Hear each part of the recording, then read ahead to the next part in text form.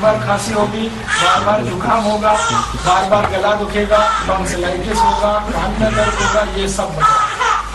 तो सबसे ज्यादा बचपन जो होता है कफ के प्रभाव में, फिर 14 वर्ष की उम्र से शुरू करके लगभग 60 वर्ष की उम्र तक। आज के जमाने में ये 60 वर्ष कम हो गया, 40 तक ही हो गया। पुराने जमाने में ये 60 तक होता था। 14 वर्ष की उम्र से 40 वर्ष की उम्र तक जो व्यक्ति है, स्त्री हो या पुरुष, वो पित्त के प्रभाव में होता है। मानी 14 साल से लेकर 40 साल तक जितने भी रोग होंगे 99% वो पित्त के। ये 40 साल मैंने किया, आयुर्वेद तो 60 साल की बात करता है। ये 40 साल मैंने इसलिए किया है कि मेरे पास सैकड़ों पेशेंट हैं जो बात के हैं 40 की उम्र से। 40 की उम्र में ही उनको घुटने के दर्द, कमर के दर्द, कंधे के दर्द सब शुरू। मॉडर्न एज है, आधुनिक जमाना है, इसलिए इसमें बात सबसे बिगड़ा हुआ है। तो 40 की उम्र से हम शुरू करें और जीवन के आखिरी दिन तक सबसे ज्यादा वात का असर होगा। माने 40 के बाद के जो रोग शुरू होंगे आपके जीवन में, उम्र के आखिरी दिन तक, तो आपको सबसे ज्यादा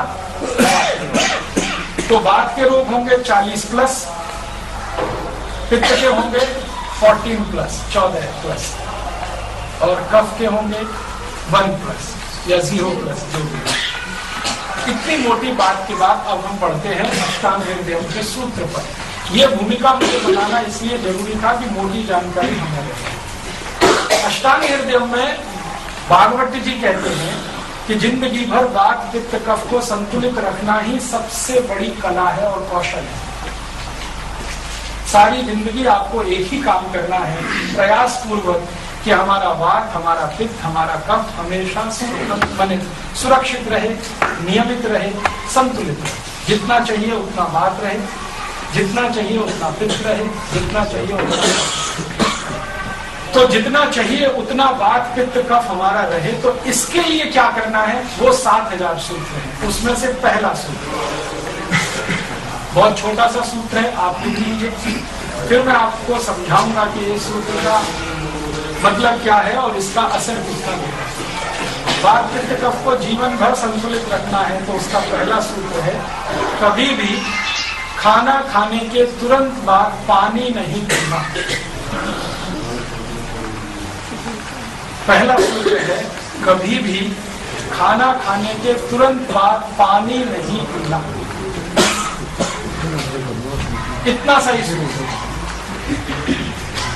कभी भी जीवन में खाना खाने के बाद तुरंत पानी नहीं पीना। लिख लिया आपने? चलिए अब इसको समझते हैं। क्या कहा ये भागवत जी ने, खाने के बाद पानी नहीं पीना, तुरंत पानी नहीं। अब आप इसको उल्टा करके देखिए कि हम तो रोज यही करते हैं। मैंने 100 में से 99 लोगों को देखा है कि वो पानी लिए बिना खाना नहीं खाते।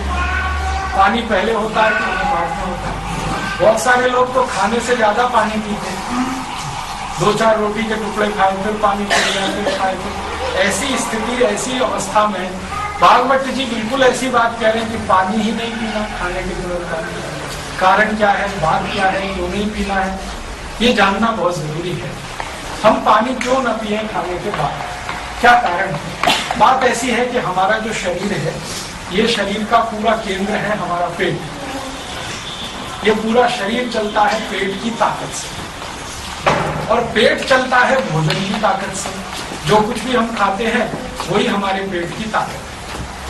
हमने दाल खाई, हमने सब्जी खाई, हमने रोटी खाई, हमने अचार खाया, दही खाया, लस्सी पिया, कुछ भी, दूध, दही, छाछ, लस्सी, फल आदि, ये सब कुछ भोजन के रूप में हमने ग्रहण किया। ये पेट को ऊर्जा देता है और पेट उस ऊर्जा को आगे के लिए ट्रांसफर करता है। आप कुछ भी खाते हैं, सब कुछ पेट आपके लिए ऊर्जा का आधार बनता है। अब हम खाते हैं तो पेट में सब कुछ जाता है। पेट में एक छोटा सा स्थान होता है, उसको हम हिंदी में कहते हैं आमाशय। कभी आप एनाटॉमी का, फिजियोलॉजी का कोई कैलेंडर आजकल आते हैं शरीर विज्ञान के, जिसमें शरीर के एक एक अंग को दिखाया जाता है। एक कैलेंडर खरीद लीजिए, 10-15 रुपए का आएगा, घर में टांग कर रखिए। उस कैलेंडर में आपको बताया जाएगा आपका पेट में जो नाभि स्थान है उसके बिल्कुल लेफ्ट में एक स्थान है, उसको आमाशय कहते हैं। आमाशय उसी स्थान का एक दूसरा नाम है जठर, और उसी को अंग्रेजी में कहते हैं एपिगैस्ट्रियम। आमाशय, जठर, एपिगैस्ट्रियम, ये एक ही स्थान के 3 नाम हैं। एक अंग्रेजी में है, एक संस्कृत में है, एक हिंदी में। पंजाबी में क्या कहते हैं मुझे नहीं पता। एपिगैस्ट्रियम, तो हमारे क्या कहते हैं पंजाबी में मेंदा कहते हैं। ठीक है, जो भी आप कहते हैं, ये स्थान हमारे शरीर का सबसे महत्व का स्थान है, एपिगैस्ट्रियम या आमाशय या जठर, क्योंकि सारा खाना इसी में आता है। ये एक थैली की तरह से होता है, बहुत छोटा स्थान है, इसमें अधिक से अधिक 350 ग्राम खाना आ सकता है, उससे ज्यादा नहीं आ सकता बड़े लेते। तो हम कुछ भी खाते हैं, सब कुछ ये आमाशय में आ जाता है। अब आमाशय में क्या होता है, खाना जैसे ही पहुंचता है, ये भगवान की व्यवस्था है, ये शरीर में है, तुरंत इसमें आग जल जाती है, अग्नि। आमाशय में अग्नि होती है, उसी को कहते हैं जठर अग्नि, मिला के बोलते हैं जठर। ये जो जठर अग्नि है, ये आमाशय स्थान में प्रदीप्त होने वाली अग्नि है, आग है। ये आग ऐसी ही होती है जैसे रसोई गैस की आग। आपकी रसोई गैस है ना, एलपीजी सिलेंडर से जो कनेक्टेड है स्टोव, आपने स्विच ऑन किया, आग जल गई। ऐसे ही पेट में जैसे ही आपने खाना खाया, तुरंत आग जल गई। ये ऑटोमेटिक है। रोटी का पहला टुकड़ा आपने मुंह में डाला, इधर आग जली, जठर अग्नि। ये अग्नि तब तक जलती है जब तक खाना पचता है, डाइजेस्ट। आप खाना खा रहे हैं, अग्नि जल गई, अब अग्नि खाने को पचाती है, डाइजेस्ट कराती है। वो ऐसे ही कराती है जैसे रसोई गैस। आपने रसोई गैस में जो स्टोव है उसका स्विच ऑन कर दिया, आग जल गई, अब इस पे आपने दूध रख दिया, थोड़ा चावल डाल दिया, तो जब तक अग्नि जलेगी तब तक खीर बनेगी। इसी तरह से आपने पानी रख दिया, चावल डाल दिए, अब जब तक अग्नि जलेगी चावल पकेगा। आपने पानी रख दिया, दाल डाल घटाघट पानी पी लिया और खूब ठंडा पानी पी लिया, और कई लोग तो बोतल पे बोतल उतार दिया। अब होने वाला एक ही काम है, जो आग जल रही थी वो बुझ गई। आग अगर बुझ गई तो खाने के पचने की जो क्रिया है वो रुक गई। अब हमारे पेट में 2 ही क्रियाएं होती हैं खाने के पचने में। एक क्रिया है जिसको हम कहते हैं डाइजेशन, दूसरी है फर्मेंटेशन। फर्मेंटेशन का मतलब है सड़ना, और डाइजेशन का माने है पचना। अगर आग जलेगी तो खाना पचेगा, खाना पचेगा तो उसका रस बनेगा। आयुर्वेद के हिसाब से बोल रहा हूं, आपकी आग जलेगी, खाना पचेगा, खाना पचेगा तो रस बनेगा। जो रस बनेगा तो उसी रस में से मांस बनेगा, मांस जिसको आप फ्लैश कहते हैं। उसी रस में से मज्जा बनेगी, फिर उसी रस में से रक्त बनेगा, ब्लड, फिर उसी में से वीर्य बनेगा, फिर उसी में से हड्डियां बनेगी, बोन्स, फिर उसी में से मल बनेगा, एक्सक्रीटा, स्टूल, फिर उसी में से मूत्र भी बनेगा। तो मांस, मज्जा, रक्त, वीर्य, मल, मूत्र, अस्थि और सबसे अंत में मेद बनेगा। ये तब होगा जब खाना पचेगा तब। और आप जरा ध्यान से सुने इन शब्दों को। मांस की जरूरत है हमको, मज्जा की भी जरूरत है, रक्त की भी जरूरत है, वीर्य की भी जरूरत है, अस्थि भी चाहिए, मेद भी चाहिए, ये सब हमें चाहिए। क्या नहीं चाहिए? मल नहीं चाहिए और मूत्र नहीं चाहिए। तो मल और मूत्र तो बनेगा जरूर, लेकिन वो हमें चाहिए नहीं, शरीर को चाहिए नहीं। तो शरीर हर दिन उसको छोड़ देगा, मल को भी छोड़ेगा, मूत्र को भी छोड़ेगा। बाकी जो चाहिए शरीर उसको धारण करेगा। खाना जब हजम होगा, पचेगा, तो रस बनेगा, रस में से मांस, मज्जा, रक्त, वीर्य, मल, मूत्र, अस्थि, मेद बनेगा। मल मूत्र की जरूरत नहीं है, शरीर उसको छोड़ देगा। बाकी सब चीजों की जरूरत है, शरीर उसको धारण कर लेगा। ये एक है। दूसरी तरफ क्या होगा? आग नहीं जलेगी, आपने घटाघट पानी पी लिया, तो वही खाना सड़ेगा, और सड़ने के बाद उसमें से जहर बनेंगे, तो सबसे पहला जहर जो बनता है खाना सड़ने के बाद, उसका नाम है यूरिक एसिड। कई बार आप डॉक्टर के पास जाते हैं ना, आप कहते हैं मुझे ये तकलीफ, मुझे वो तकलीफ, तो डॉक्टर तुरंत डायग्नोसिस करके कहता है आपको यूरिक एसिड बन रहा है। तो वो आपको कहता है ये दवा खाओ, ये दवा खाओ, ये दवा खाओ, ऐसे खाओ, वैसे खाओ, यूरिक एसिड कम करो। ये विष है यूरिक एसिड, और ये इतना खतरनाक विष है कि अगर आपने इसको कंट्रोल नहीं किया या बंद नहीं किया तो ये आपके शरीर को उस स्थिति में ले जा सकता है कि आप एक कदम भी चल ना सके, टोटली बेड रिडन हो जाए, बिस्तर पे ही आपको पड़ा रहना पड़े, पेशाब भी बिस्तर पे निकले और आपको संडास भी बिस्तर पे ही करनी पड़े। यूरिक एसिड इतना खतरनाक है, वहां तक लेके जाता है। तो इसलिए खराब विष है, अच्छा नहीं है, नहीं बनना चाहिए। और एक उदाहरण देता हूं, जब खाना सड़ता है तो यूरिक एसिड जैसा ही और एक विष बनता है शरीर में, उसी को कहते हैं LDL, लो डेंसिटी लिपोप्रोटीन, माने खराब कोलेस्ट्रॉल। डॉक्टर अक्सर आपको कहता है, आप जाते हैं ब्लड प्रेशर चेक कराने, डॉक्टर कहता है हाई बीपी है, फिर आप पूछोगे कारण बताओ, तो कहेगा आपको कोलेस्ट्रॉल बहुत है। तो कोलेस्ट्रॉल कौन सा बहुत है, आप और ज्यादा डीप पूछेंगे तो कहेगा LDL बहुत है, लो डेंसिटी लिपोप्रोटीन। और इससे भी ज्यादा खराब और एक विष है, वो है VLDL, very low density lipoprotein. ये भी कोलेस्ट्रॉल जैसा ही विष है। अगर VLDL बहुत बढ़ गया तो भगवान भी नहीं बचा सकता। कितनी खराब स्थिति है शरीर।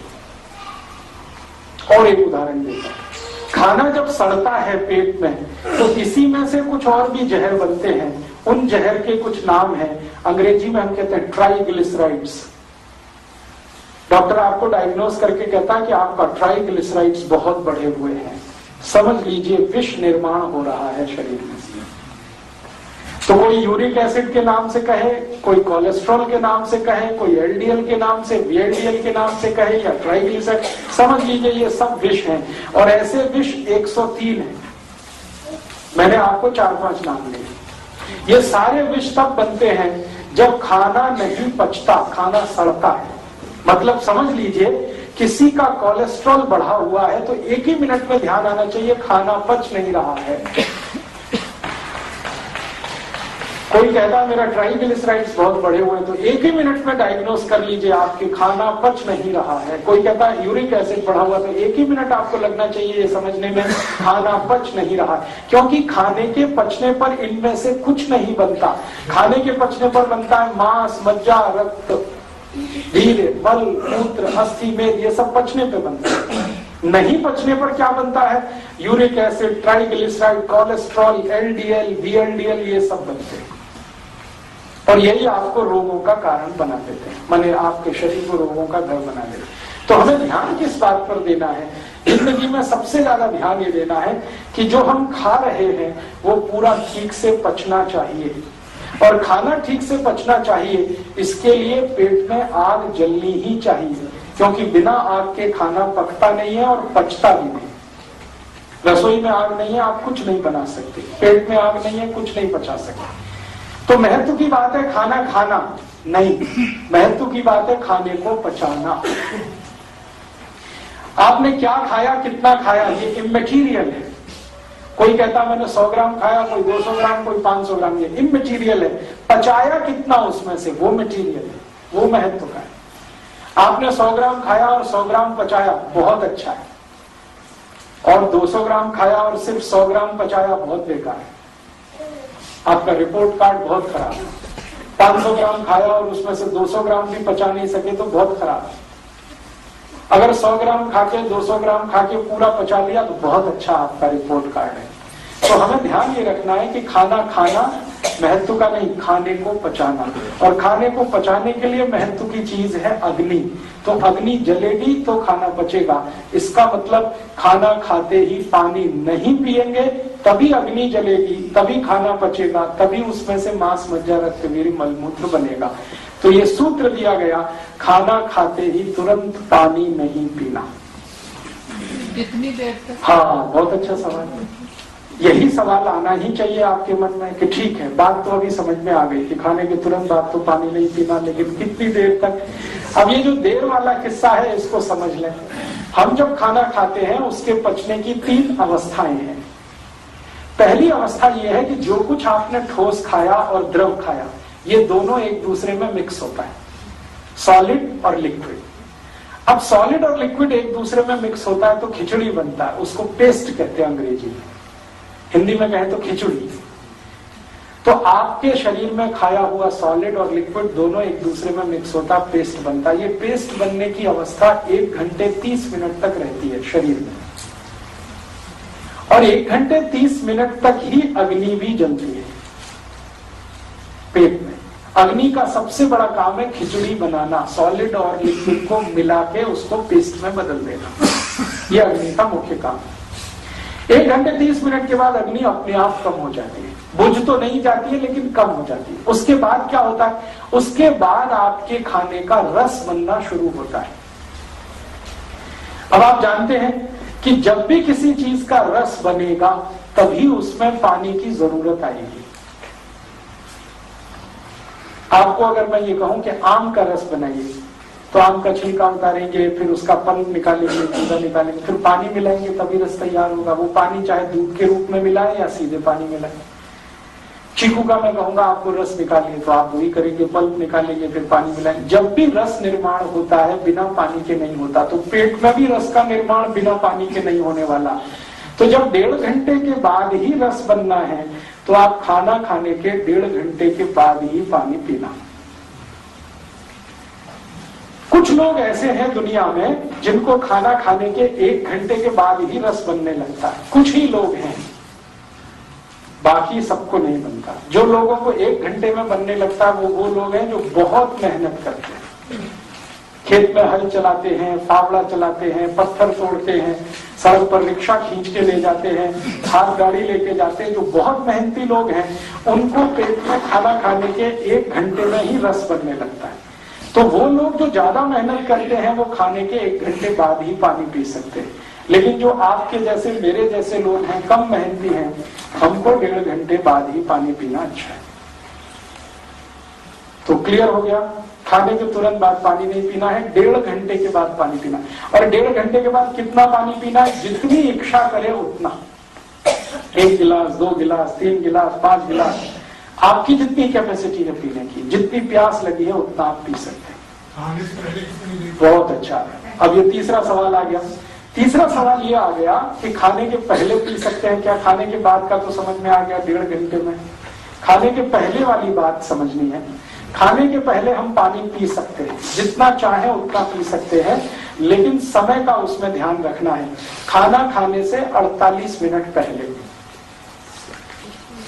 48 मिनट्स, 48 मिनट पहले।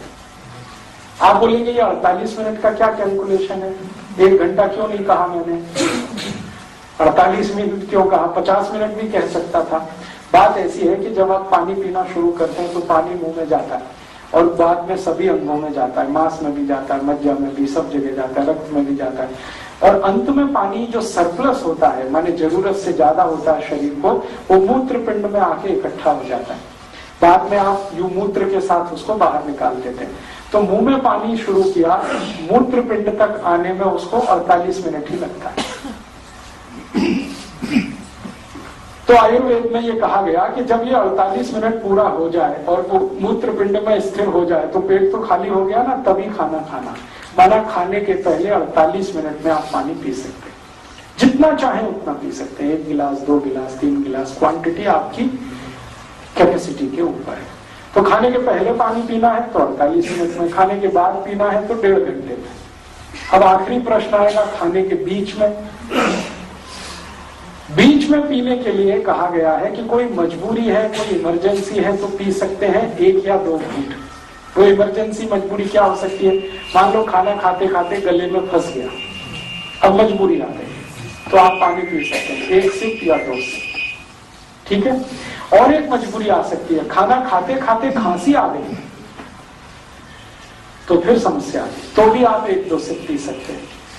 और एक तीसरी ऐसी ही एक मजबूरी है, वो मजबूरी आयुर्वेद में ये कही गई है कि जब आप 2 अन्न का खाना खाएं तो बीच में जरूर पानी पीना है।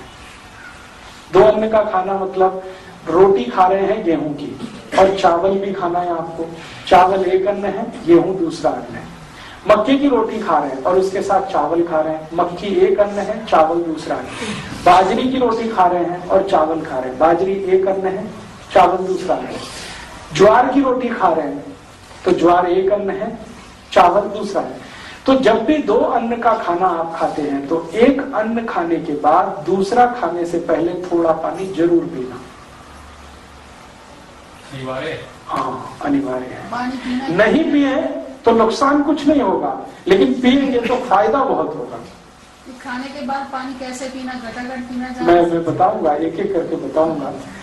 हम जब पानी पिएंगे तो दो अन्न का खाना जब हम खा रहे हैं, गेहूं खा लिया, रोटी, अब हमको चावल शुरू करना है, तो रोटी खाने के बाद चावल शुरू करने के पहले 1-2 सिप पानी पी लीजिए।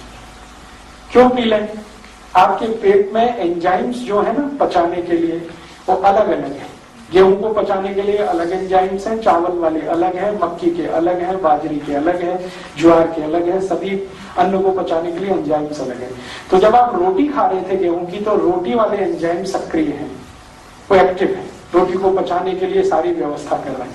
अब अचानक से चावल खाना शुरू किया तो चावल वाले एंजाइम्स को सक्रिय करना पड़ेगा और रोटी वाले को थोड़ा सा डाउन करना पड़ेगा, तो वो पानी से ही होता है।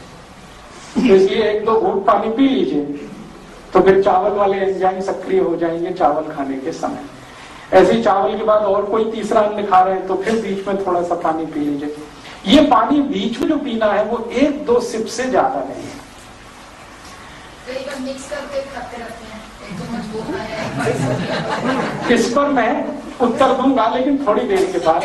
अभी हम जो बात कर रहे हैं वहां तक सीमित है कि हमको बीच में पानी पीना है क्या। तो बीच में पानी पीने के लिए 3 कंडीशन मैंने बताई। या तो गले में खाना फंस गया तो मजबूरी है, या तो खांसी आ गई मजबूरी है। लेकिन पॉजिटिवली जो बिना मजबूरी का काम है वो ये कि एक अन्न खाने के बाद दूसरा शुरू होने से पहले 2-3 सिप पानी पी लीजिए, उसके बाद दूसरा अन्न शुरू करें। अब आखिरी बात जो इस एक नियम से जुड़ी हुई है वो ये कि ठीक है, हमको समझ में आ गया खाने के 1.5 घंटे बाद पानी पिएंगे, लेकिन खाने के तुरंत बाद कुछ और पी सकते हैं क्या, पानी को छोड़कर? तो उसके लिए आयुर्वेद में कहा गया कि आप खाने के तुरंत बाद अगर पीना चाहें तो जूस पी सकते हैं, फल का रस, कोई भी फल का रस पी सकते हैं। दूसरा कहा गया कि खाने के तुरंत बाद आप चाहें तो लस्सी पी सकते हैं। और तीसरा कहा गया कि खाने के तुरंत बाद आप चाहें तो दूध पी सकते हैं। तुरंत, हाँ, उसका भी टाइम बताने जा रहा हूं। तुरंत खाने के बाद अगर पीना चाहते हैं तो एक तो जूस पी सकते हैं, दूसरी लस्सी पी सकते हैं, तीसरा दूध पी सकते हैं। अब बहुत अच्छा सवाल पीछे से आ गया, इसका भी कोई टाइम है? हाँ है। आयुर्वेद में बिना टाइम के कुछ नहीं, हर चीज के खाने का टाइम। मूंगफली का दाना कब खाना चाहिए, चना कब खाना चाहिए, गुड़ कब खाना, इसके भी टाइम फिक्स है। मूंग की दाल किन दिनों में खानी चाहिए, कब नहीं खानी चाहिए, उसके भी टाइम फिक्स है। अरहर की दाल, तुअर की दाल कब खानी चाहिए, माँ की दाल, हर एक चीज का टाइम फिक्स है। इसी के साथ 1000 सूत्र है। लेकिन आप घबराइए मत, इतने ज्यादा नहीं बताऊंगा, नहीं तो कंफ्यूजन हो जाएगा। मैं आपको सीधे सीधे कुछ 20, 25 या 50 सूत्र ही बताने वाला हूँ। खाने के बारे में एक सवाल रहेगा जी, पीना। इसमें जो ध्यान रखने की बात है वो ये कि जब भी जूस पीना है खाने के तुरंत बाद, वो सवेरे ही पी सकते हैं, नाश्ते के बाद, ब्रेकफास्ट के बाद। जब भी जूस पीना हो तो सवेरे ही पी सकते हैं। आप पूछेंगे क्यों? बात सीधी सी ये है कि फल को या जूस को पचाने वाले जो एंजाइम्स हैं हमारे पेट में, वो सवेरे ही सबसे ज्यादा होते हैं। तो सुबह के समय अगर आप जूस पी रहे हैं या फल खा रहे हैं तो जूस का एक एक बूंद आपके शरीर में डाइजेस्ट हो जाएगा, और वही जूस रात को पिएंगे तो वो सब फ्लश आउट होगा यूरिन के साथ, तो उसका कुछ भी उपयोग नहीं आएगा। तो सुबह सुबह जूस पीना सबसे अच्छा है, हर एक बूंद उसकी पचे हमारे शरीर को। दोपहर के समय लस्सी पीना ही सबसे अच्छा है, क्योंकि दोपहर के समय हमारे पेट में जो एंजाइम्स होते हैं वो दही को और लस्सी को डाइजेस्ट कराने वाले हैं दोपहर को। तो दही या दही की कोई भी चीज खाना दोपहर को ही सबसे अच्छा। अगर सुबह खाए तो नुकसान तो नहीं? नुकसान थोड़ा हो सकता है। कब होगा? जब आपकी उम्र 40-45 क्रॉस कर जाएगी।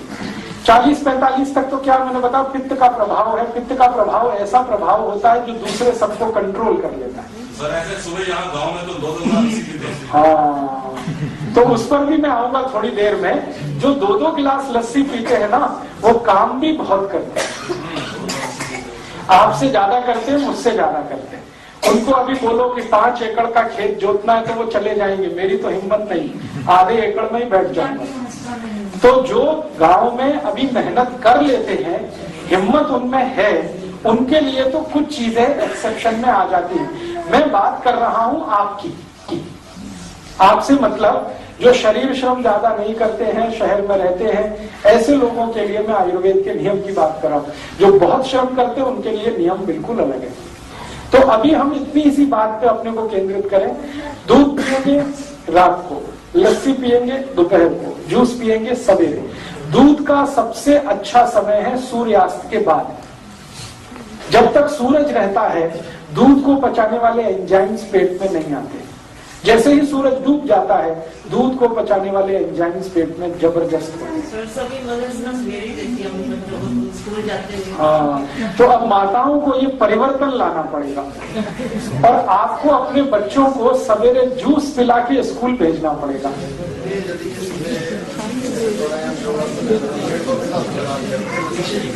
हाँ, 1 मिनट अशोक भाई का सवाल है, मैं 1 मिनट आपका सवाल है, बहुत जेन्युइन है। हम पटियाला में हो या जलंधर में, लुधियाना में हो या दिल्ली में, ज्यादातर घरों में मैंने भी देखा है माताएं अपने बच्चों को स्कूल भेजती है तो दूध पिला के भेजती है।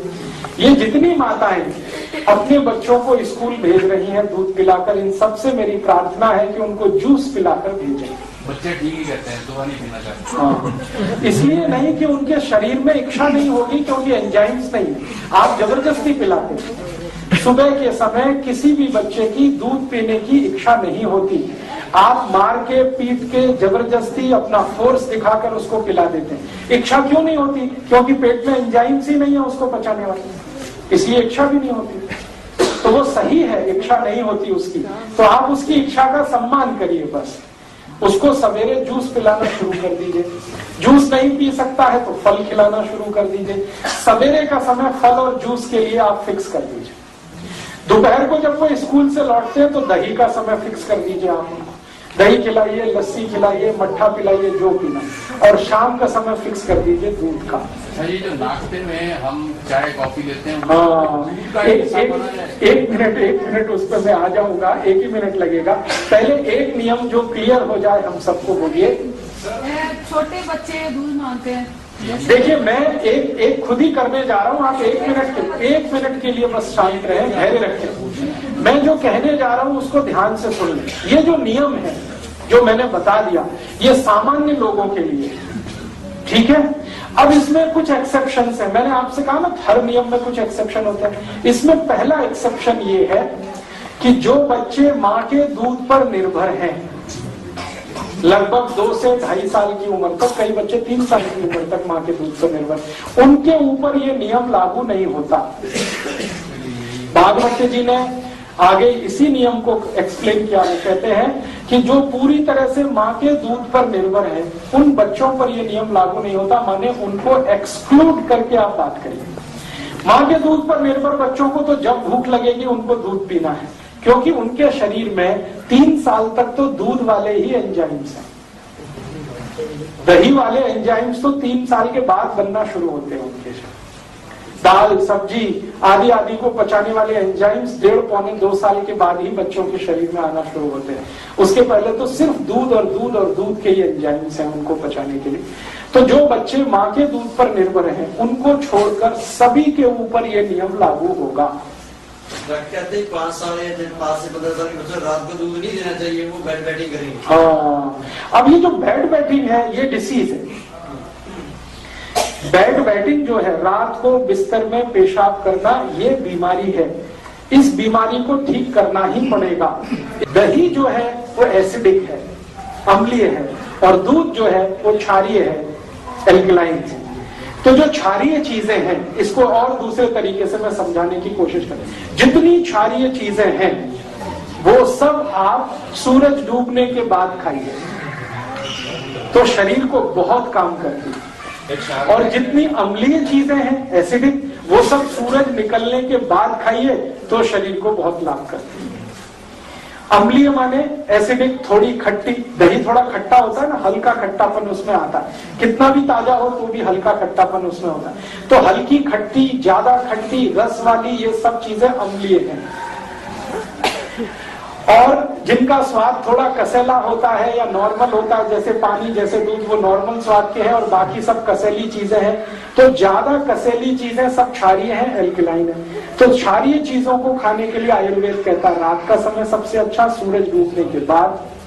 और अम्लीय चीजें खाने का सबसे अच्छा समय है सूरज उगने के बाद। तो दही का, फल का, सबका समय शुरू होता है सूरज उगने के बाद। दूध का समय शुरू होता है सूरज डूबने के बाद। आगे बढ़े, दूसरे सूत्र पर चले। पानी का ही दूसरा सूत्र है, बहुत छोटा सूत्र है, लिख लें पहले, फिर बाद में एक्सप्लेनेशन इसका मैं करूंगा।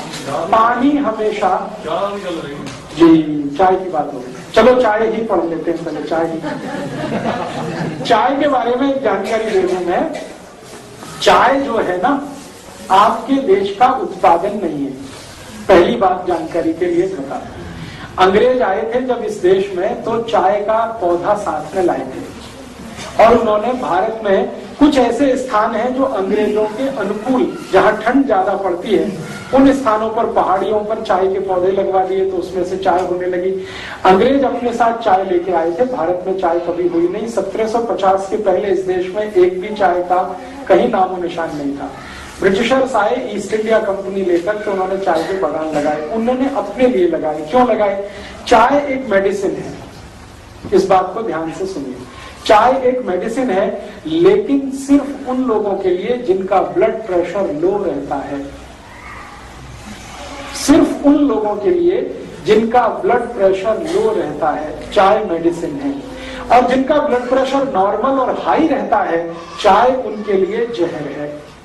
सर आज के न्यूज़ पेपर में है चाय मोटापा कम करती है, बता रहा हूं ना। आगे बढ़ते हैं।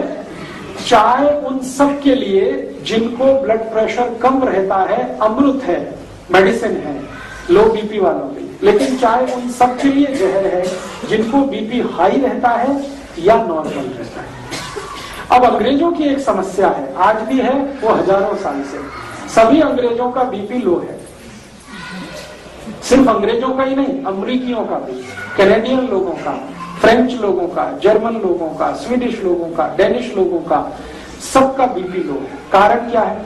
बहुत ठंडे इलाके में रहते हैं, बहुत ठंडे इलाके में। उनकी ठंड का तो हम सोच नहीं सकते। सर एक चीज, तनाव, टेंशन, डिप्रेशन में बहुत ज्यादा है। मैं बताता हूं, अभी एक बात पूरी हो जाए तो। अंग्रेज और अंग्रेजों के आसपास के सारे देश दुनिया के इस हिस्से में रहते हैं जहां ठंड बहुत है। साल में 6 महीने सूरज नहीं, इतनी ठंड है। और आप अगर उनके यहाँ टेम्परेचर रेंज देखेंगे तो -40 उनकी लोएस्ट रेंज है, -40। ऋणात्मक रूप से शून्य से भी नीचे 40 डिग्री, शून्य से भी नीचे 30 degree, 20 degree, 22 degree, 25 degree, 15 degree, ये टेम्परेचर उनके यहाँ 6 महीने रहता है। सूरज निकलता नहीं, 6 महीने धुंध ही धुंध रहती है आसमान में। ये इनकी सबसे बड़ी तकलीफ है, अंग्रेजों की और अंग्रेजों के आसपास के देशों। ज्यादा ठंडे इलाके में कोई भी रहेगा उसका बीपी लो हो जाएगा। आप भी करके देख लें, मैंने किया एक बार मैंने ये एक्सपेरिमेंट अपने ऊपर किया। बर्फ मंगाया मैंने, वो बर्फ की सिल्ली आती है ना, वो मंगाई और चारों तरफ सिल्ली लगा के अंदर में लेट गया। लेटने से पहले मैंने मेरा बीपी चेक कर लिया और लेट गया। 3 मिनट के बाद ही मेरा बीपी लो होना शुरू हो गया। 3 मिनट से 6 मिनट में इतना लो हो गया कि मेरी दम निकल जाए ऐसी हालत हो गई। 8-10 मिनट में ही मुझे बर्फ से बाहर आना पड़ा। फिर बीपी चेक किया, मैं कल्पना नहीं कर सकता इतना लो था, इतना लो था। फिर मेरे समझ में आ गया कि मेरे से ज्यादा बेचारे तो अंग्रेज हैं जो बर्फ की सिल्लियों में 6 महीने रहते हैं। चारों तरफ बर्फ रहती है, छत पे बर्फ रहती है, सड़क पे बर्फ रहती है, इधर बर्फ रहती है, उधर बर्फ रहती है। इतनी बर्फ होती है कि गाड़ियां बर्फ में दब जाती हैं।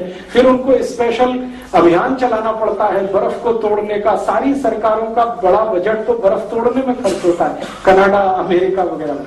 तो वो लोग सच में बर्फ में ज्यादा रहते हैं, ठंड बहुत है, ब्लड प्रेशर बहुत लो होता है। अब तुरंत ब्लड को स्टिमुलेंट चाहिए, अगर बीपी लो हो गया, इतनी ठंड पड़ गई, स्टिमुलेंट चाहिए तुरंत बीपी बढ़ाने के लिए, तो चाय उसमें सबसे अच्छी है। दूसरे नंबर पे कॉफी। तो चाय और कॉफी उन सबके लिए बहुत अच्छी है जो ठंड वाले इलाके में रहते हैं। और भारत के ऐसे कई इलाके हैं जहां बहुत ठंड पड़ती है। अगर मैं जम्मू कश्मीर में जाकर ये व्याख्यान दूंगा तो लोगों से कहूंगा चाय पियो, कॉफी भी पियो, क्योंकि उनके लिए वो मेडिसिन है। आपको अगर मैं लेक्चर करूंगा तो आपको बोलूंगा आप मत पियो, क्योंकि आप इतने बर्फ वाले इलाके में नहीं रहते। आपके यहाँ थोड़ी ठंडी है, वो भी साल में 10-15 दिन की है। वो 10-15 दिन तब होते हैं जब कोहरा बहुत पड़ता है, हाथ पैर आपके गलने लगते हैं, टेम्परेचर -0 या 0 के नीचे आ जाता, तब आपके यहाँ शायद 2-4 दिन 5 दिन ऐसे आते हैं कि आप चाय P low, coffee P low, क्योंकि उस समय बीपी बहुत लो है। लेकिन पूरे साल चाय पीना और every time is T time, ये सबसे खतरनाक है। सुबह उठते ही चाय पीना, कई लोग तो कहते हैं चाय नहीं पिएंगे तब तो पॉटी भी नहीं कर सकते, ये तो बहुत खतरनाक है, ये तो बहुत खतरनाक है। इसलिए उठते ही चाय पीने का अगर आपकी आदत है तो इसको बदलिए, नहीं तो क्या होगा मैं आपको बताता हूँ। अगर लो बीपी आपको नहीं है और ब्लड प्रेशर नॉर्मल है, चाय पीना आप जारी रखते हैं, धीरे धीरे हाई होना शुरू होगा और वो हाई होते होते फिर आपको गोलियों तक लेके जाएगा। फिर डॉक्टर कहेगा बीपी लो करने के लिए गोलियां खाओ, और जिंदगी भर चाय भी पियो, जिंदगी भर गोलियां भी खाओ। तो डॉक्टर ये नहीं कहेगा कि चाय छोड़ दो, वो कहेगा गोलियां खाओ, क्योंकि गोलियां बिकेंगी तो उसको भी कमीशन मिलने वाला है। तो आप या तो डिसाइड कर लो कि जिंदगी भर ब्लड प्रेशर की गोलियां खा के जिंदा रहना है तो चाय पीते रहिए, और अगर जो नहीं खानी है तो चाय पहले छोड़िए। दूसरी एक जानकारी और दूं कि आपका पेट बहुत अम्लीय होता है, आप जानते हैं, क्योंकि हम गर्म देश में रहने वाले लोगों का जो पेट है वो नॉर्मल एसिडिटी से थोड़ा ऊपर रहता है। ठंड वाले लोगों का नॉर्मल एसिडिटी से भी बहुत नीचे रहता है, माने उनका जो ब्लड है उसकी एसिडिटी अगर हम नापें यूरोप और अमेरिका के लोगों की और हमारे ब्लड की एसिडिटी नापें, दोनों में अंतर है।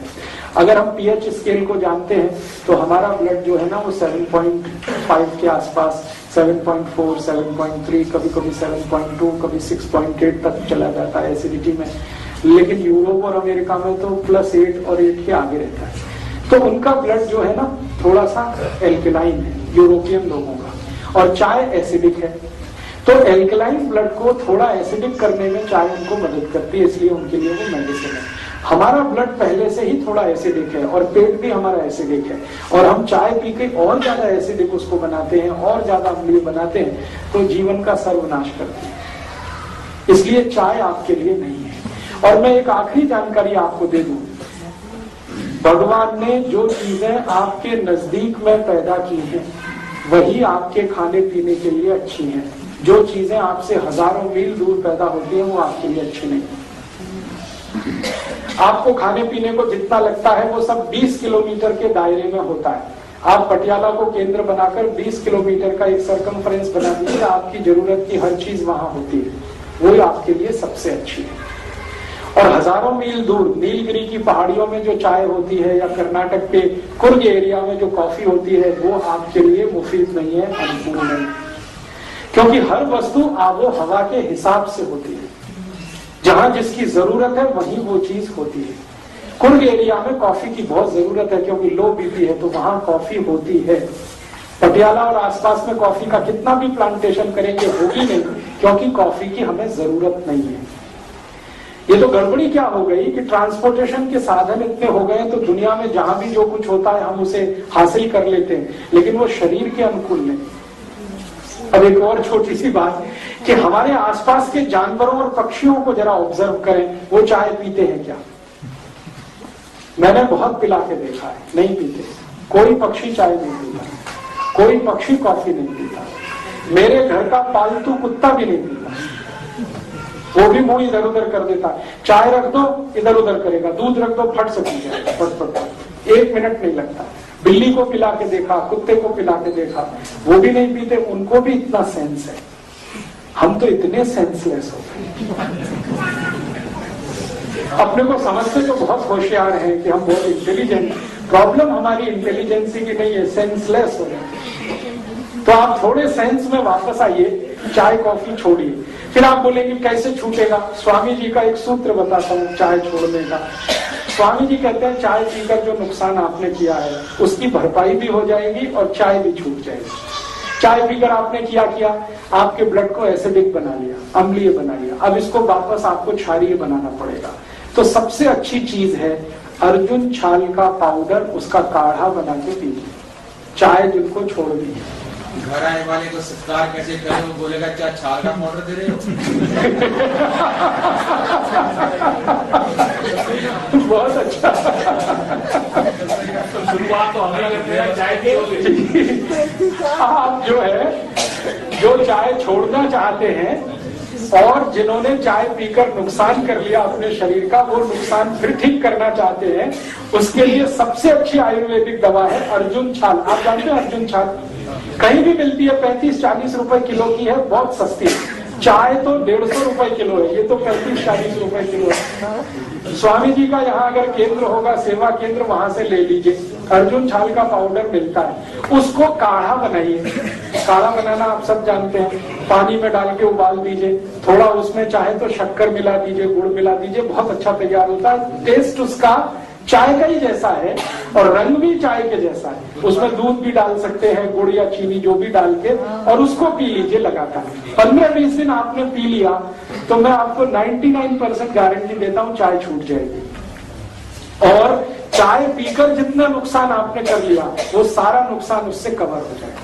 आपके ब्लड में एसिडिटी कम कर देगा और आपके ब्लड को एल्कलाइन कर देगा। और मजे की बात यह है कि ब्लड की एसिडिटी बढ़ते ही कोलेस्ट्रॉल, ट्राइग्लिसराइड ये सब बढ़ने लगते हैं, और ब्लड की एसिडिटी घटते ही कोलेस्ट्रॉल और ट्राइग्लिसराइड सब घटने लगते हैं।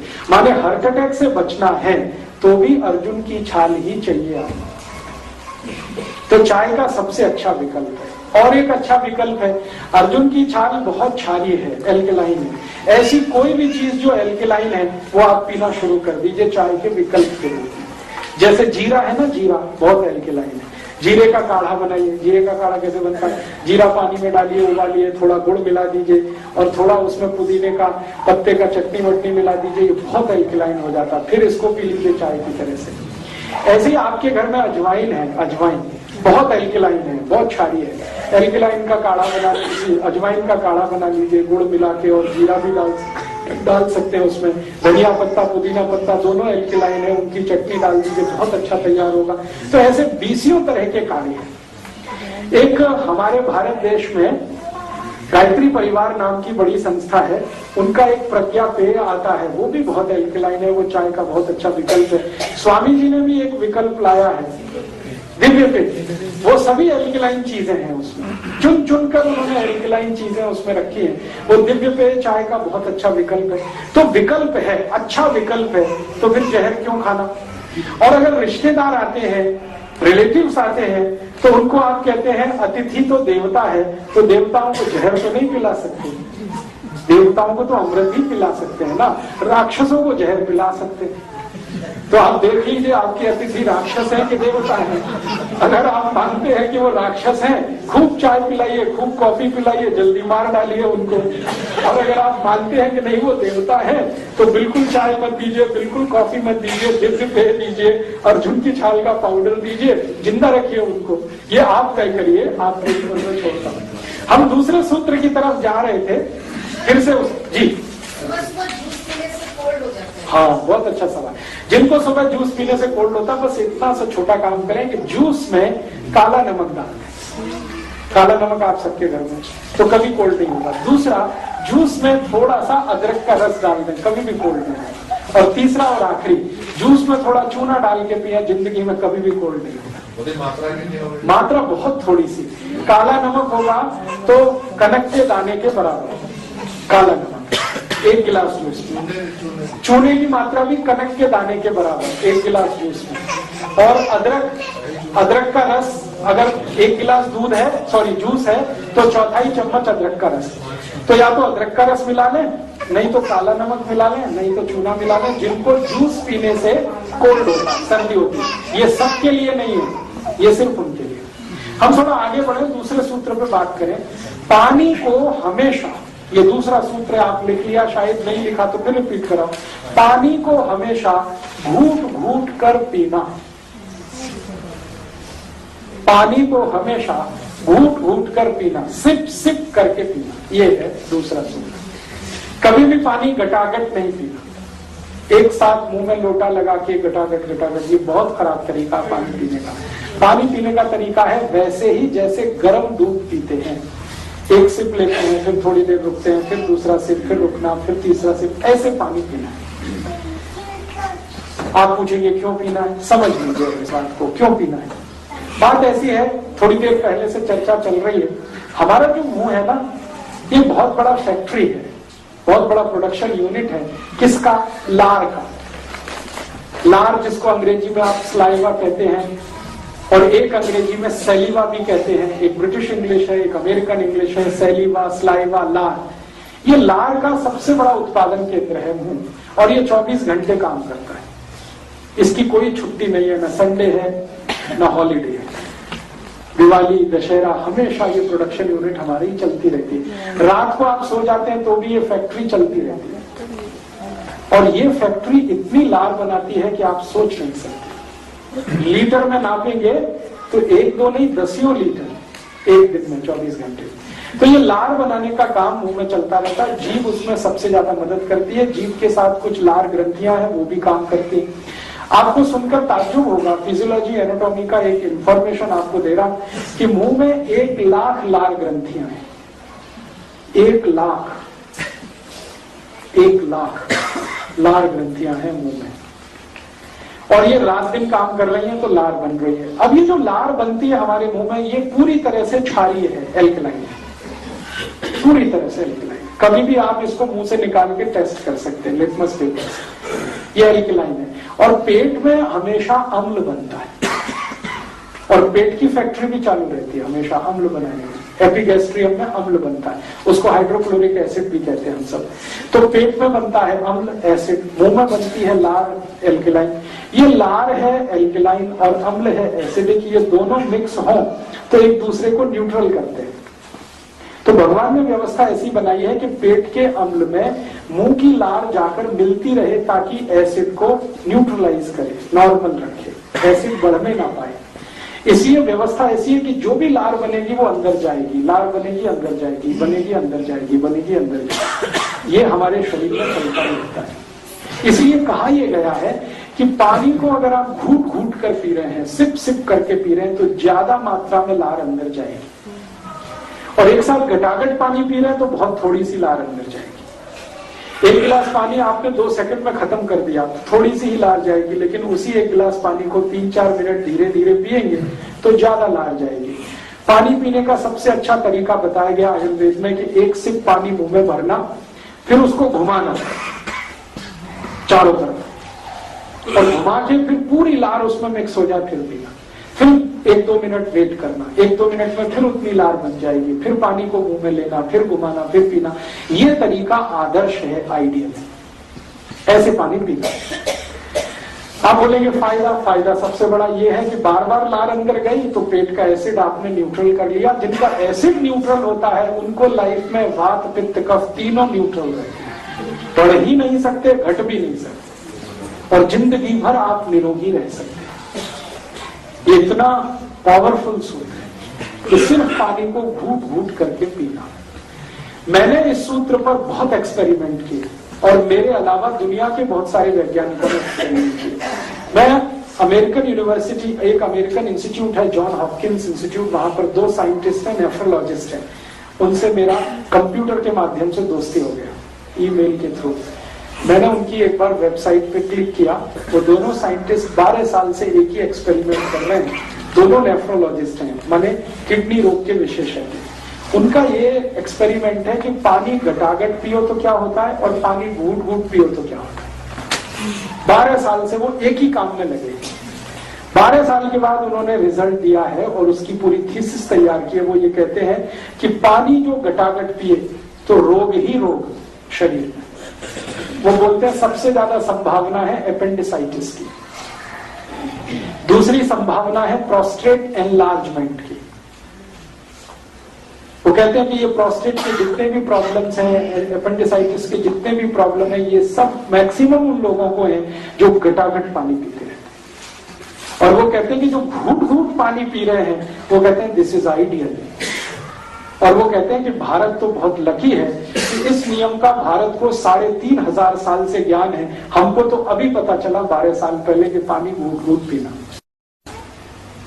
उन्होंने अपने 100 से ज्यादा पेशेंट पर 12 साल ये काम किया जिनकी किडनियां खराब हो गई और जिनको डायलिसिस करना पड़ता था। ऐसे 100 पेशेंट पे उन्होंने एक्सपेरिमेंट किए।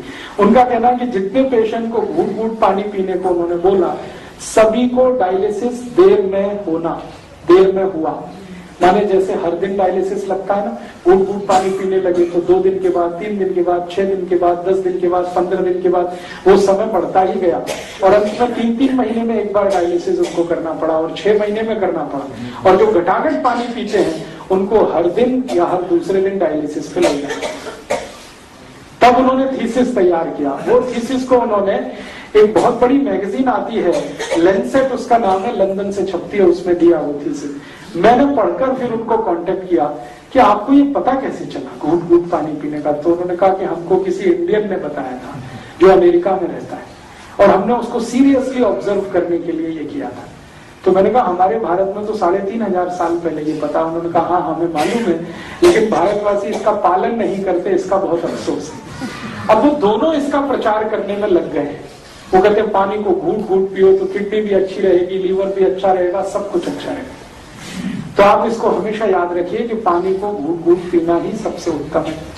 और दूसरी जानकारी ये कि जब आप खूब ज्यादा पानी को मुंह में घुमा घुमा के पीते हैं और खूब सारा स्लाइवा या सैलिवा या लार आपके पेट में जाता है और पेट के एसिड को बैलेंस रखता है, तो रक्त का एसिडिटी बढ़ नहीं सकता, तो फिर जिंदगी में रोग आने का चांस होता नहीं। मैंने ये एक्सपेरिमेंट बहुत सारे ऐसे लोगों पे किए जिनको मोटापा है, बहुत ज्यादा वजन बढ़ा हुआ है। मेरे ऐसे कई दोस्त हैं जो आईटी इंडस्ट्री में काम करते हैं, सॉफ्टवेयर में काम करते हैं, जिनको मोटापा बहुत है। वजन उनका 150 किलो है, 160 किलो है, 170 किलो है। उनमें से कई की नौकरियां चली गई हैं सिर्फ इसलिए कि वजन ज्यादा है। उनको पिंक स्लिप दिए गए और उसमें लिख दिया गया कि माफ करिए, आदमी को तो हम काम पे रख सकते हैं, हाथी के बच्चों को नहीं रख सकते। 150 किलो, 160 किलो ऐसे वजन मेरे दोस्त हैं। फिर जब वो परेशान हो गए, नौकरी चली गई, घबरा गए, तब उन्होंने कहा आप बताओ क्या करें। तो मैंने कहा स्वामी जी का शिविर करो। तो उन्होंने कहा वो तो 7 दिन का हो गया। बेंगलोर में ऐसे मेरे दोस्त हैं, उन्होंने 7 दिन शिविर किया, फिर उसके बाद कहते हैं हमसे नहीं होता। जितने दिन गए शिविर में उतने दिन हुआ, बाद में बंद हो गया। फिर कहता कोई सरल उपाय बताओ। तो मैंने कहा इतना ही करो, घूट घूट पानी पियो, इतना ही करो और खाने के 1.5 घंटे के बाद पानी पियो। तो साल भर से ज्यादा है हो गया है, वो सब इसको फॉलो कर रहे हैं। अब किसी का वजन 160 किलो से 80 किलो हो गया, किसी का वजन 140 किलो से 70 किलो हो गया, किसी का वजन 165 किलो से 85 से 90 किलो रह गया। वजन इतना तेजी से घटता है घूट घूट पानी पीने से। और मेरे पास कुछ ऐसे भी पेशेंट हैं जिनका पेट बहुत ज्यादा बाहर आ गया था, उनका सभी पेट अंदर चला गया घूट घूट पानी पीने से। हाँ, बहुत अच्छा सवाल है कि जो पहले से पतले हैं वो और पतले हो जाएंगे। बिल्कुल मत घबराइए, आप जहां हैं वहीं स्थिर हो जाएंगे, उससे ज्यादा पतले नहीं होंगे। लेकिन जो हैवी हैं, मोटे हैं, उनके लिए तो ये इतनी रामबाण औषधि है कि आप घूट घूट पानी पीना शुरू कर दीजिए, साल भर में आपके रिजल्ट आपकी आंखों के सामने। जी हाँ, उनके लिए तो बात दूसरी, उनको कुछ मेडिसिन भी खानी पड़ेगी। लेकिन नॉर्मल लोगों को जिनको थायराइडिज्म नहीं भी है, हाइपरथायराइडिज्म नहीं भी है, फिर भी वेट उनका बढ़ गया है, उन सब के लिए ये रिजल्ट देता है। और मैं आपको एक दूसरी और ऑब्जर्वेशन बताना चाहता हूँ जिसको आप भी ऑब्जर्व करें।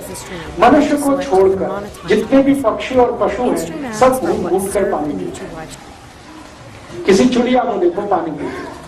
चिड़िया पानी जब पीती है ना, एक ही बूंद उठाती है पानी, उसकी चोंच को धीरे धीरे चलाती है, फिर पीती है, फिर दूसरा बूंद उठाती है, फिर चोंच चलाती है, फिर तीसरा बूंद उठाती है, फिर चोंच चलाती है। इतना धीरज है उसमें पानी पीने के लिए कि वो आराम से 15-20 मिनट बैठकर एक एक ड्रॉप पानी पीते हैं।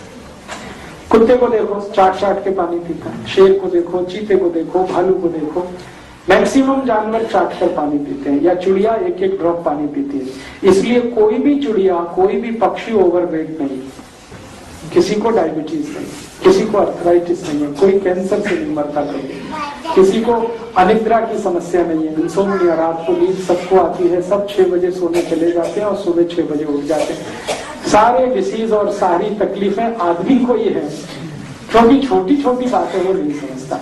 अब मैं कई बार सोचता हूँ कि चिड़िया को किसने बताया पानी घूट घूट पीना? हमको तो बाघभट्ट जी बता के चले गए, चिड़िया को किसने बताया? इसका माने ये है कि बाई बर्थ उनको ये नॉलेज है। इसका माने ये है कि नेचर ने कोई ऐसी व्यवस्था की है, प्रकृति ने ऐसी व्यवस्था की है कि चिड़िया जन्म से ही इस बात को जानती है, या कुत्ता जन्म से ही इस बात को जानता है। उनका कोई गुरु नहीं होता, उनका कोई कॉलेज नहीं होता, उनका कोई स्कूल नहीं होता, फिर भी उनको ये नॉलेज है। इसका माने ये नेचर का नॉलेज है, और नेचर के नॉलेज को वो अच्छी तरह से फॉलो कर रहे हैं, जिनको हम जानवर कह रहे हैं।